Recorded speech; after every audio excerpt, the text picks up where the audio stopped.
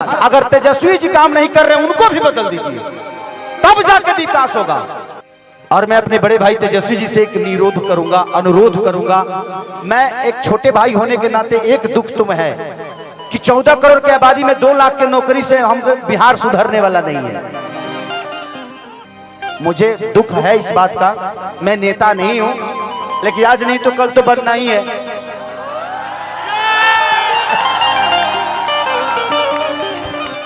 कोई भी नेता हमारा विकास क्यों नहीं करता है? क्योंकि हम उसको हर बार जिताते हैं, इसलिए हमारे विकास को बपौती समझ लेता है। जिंदगी में एक बात बताएं आपसे, दुखी मैं भी होता हूं जब बिहार आता हूं तो। एक दिल्ली कई सारे राज्य को नौकरी दे सकता है, जबकि हमारे राज्य से छोटा है, लेकिन एक बिहार अपने बिहार को ही रोजगार नहीं दे पा रहा है। तो ये कितनी शर्म की बात है। एक कलकत्ता कितने सारे राज्य के लोगों को वहां रख के और रोजगार दे देता है। एक पंजाब कितने सारे राज्य के लोगों को वहां रोजगार दे पाता है, लेकिन हमारा बिहार आज भी भीख मांग के ही खा रहा है। ये किसका देन है? हम कलाकार हैं, हम मनोरंजन कराते हैं, इससे ज्यादा हमारी औकात नहीं है। हम आप सबके मनोरंजन, आपके दिल की बातों को सुन के आपका भविष्य नहीं बदल सकते, आपको एंजॉय और आपको मजा दे सकते हैं। हम उतने तक हैं। हम एक छोटा सा भोजन हो सकते हैं, चटनी हो सकते हैं, दाल हो सकते हैं, पूरी थाली नहीं है हम। तो हमारी क्षमता जितनी है उस क्षमता के साथ हम अपना काम कर रहे हैं। लेकिन हमें भी मन करता है कि आज खेसारी के पास कितना मकान हो हमारे खुद पता नहीं के, कहियो किराया भाड़ा लेवे ना जाला खेसरिया, वो हमारा मेहरारू के पता रहेला। लेकिन अगर बिहार में फिल्म सिटी होती और खेसारी लाल यादव बिहार में होता तो करोड़ों करोड़ों रुपया मैं टैक्स देता हूं महाराष्ट्र सरकार को, खेसारी लाल यादव अपने बिहार को टैक्स देता तो करोड़ों रुपया से कम विकास तो होता। क्या बात है, ये हजारों में एक बात है। इस चीज को मांग है हमेशा से कि बिहार में फिल्म सिटी होनी चाहिए। आज खेसारी इतने सारे बंगला, घर द्वार, गाड़ी घोड़ा जो भी लेता है मुंबई शहर में लेता है, क्योंकि क्या करूं, मेरे बच्चे सुरक्षित यहां नहीं रह पाएंगे क्योंकि व्यवस्था ठीक नहीं है। मैं किस स्कूल में पढ़ाऊं? ये नेता अपने बच्चों को तो यहाँ पढ़ाते ही नहीं है, तो हमारे बच्चे कहां से पढ़ पाएंगे? मैं यही बातें आज से 2 साल पहले किसी मंच पे बोला था तो मैं बहुत घेरे में आ गया था, लेकिन वो बातें गलत नहीं थी, वो सही थी कि हमारे यहाँ के नेता अपना इलाज कराने के लिए तो बाहर जाते हैं, तो जब वो अपना इलाज के लिए अस्पताल नहीं बनवा पाए तो आप सोच सकते हैं कि आपके इलाज के लिए वो अस्पताल बनवा पाएंगे? नहीं बनवा पाएंगे। सबसे पहले जानते हैं, पहले खुद को बदलिए। किसी का झंडा लेकर घूमने की जरूरत नहीं है, आप अपने आप को तैयार करिए। सच पूछिए तो हमारे यहाँ आईपीएस और डीएम और अधिकारी बनते हैं ना तो अपने काबिलियत से बनते हैं, उसमें सरकार का कोई योगदान नहीं होता है। हमारे यहाँ के बच्चे अगर शिक्षित होते हैं तो अपने काबिलियत से होते हैं, उसमें किसी सरकार का कोई योगदान नहीं है। और मैं अपने बड़े भाई तेजस्वी जी से एक निरोध करूंगा, अनुरोध करूंगा। मैं एक छोटे भाई होने के नाते एक दुख तुम है कि 14 करोड़ की आबादी में 2 लाख की नौकरी से हम बिहार सुधरने वाला नहीं है। अगर करना ही है तो बिहार में कम से कम हजारों फैक्ट्रियां डाल दीजिए। ये बताइए कि जब हमारे पास रोजी होगा तो हम रोड पे नजर आएंगे जी, हम फैक्ट्री में नजर आएंगे।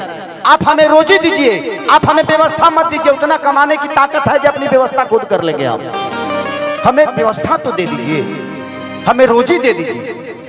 हम वोट देते हैं, आप वोट मांगने आते हैं, हम रोजी मांगने जाते हैं तो आप भूल जाते हैं कि हाँ इनको भी कुछ देना है। मुझे दुख है इस बात का। मैं नेता नहीं हूं, लेकिन आज नहीं तो कल तो बनना ही है।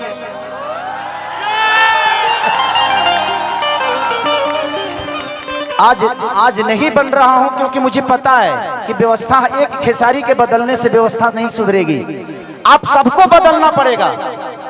बदलाव ऐसी चीज होती है, बदलाव ऐसी चीज होती है कि हर उस नेता को डर रहता है कि इस बार अगर विकास नहीं करेंगे तो अगले बार ये लोग वोट नहीं देगा।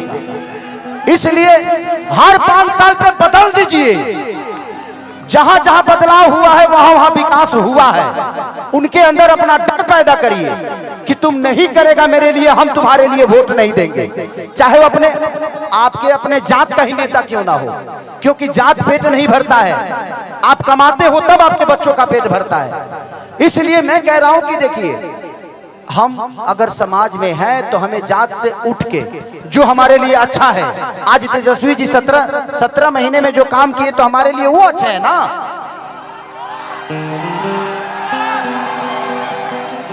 तो आप जब नहीं बदलिएगा तो फिर आपका विकास कौन करेगा?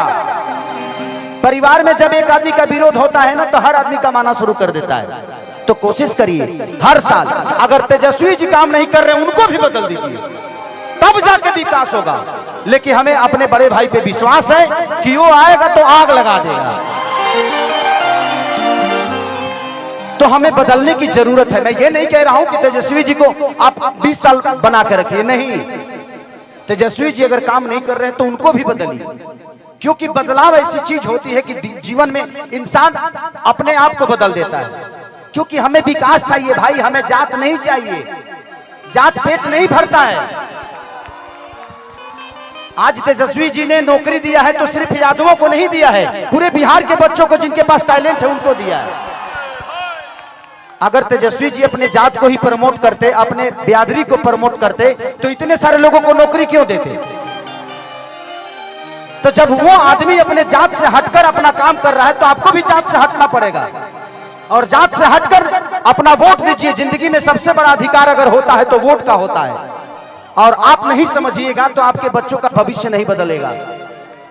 जिंदगी में मैं क्या बोला, इस 17 महीने में जो बड़े भाई तेजस्वी जी ने किया, मुझे पहली बार लगा कि हमारे भाइयों को रोजगार मिलना शुरू हो गया। इससे मैं बहुत खुश हूं इस बात से। लेकिन मैं 2 लाख से खुश नहीं हूं।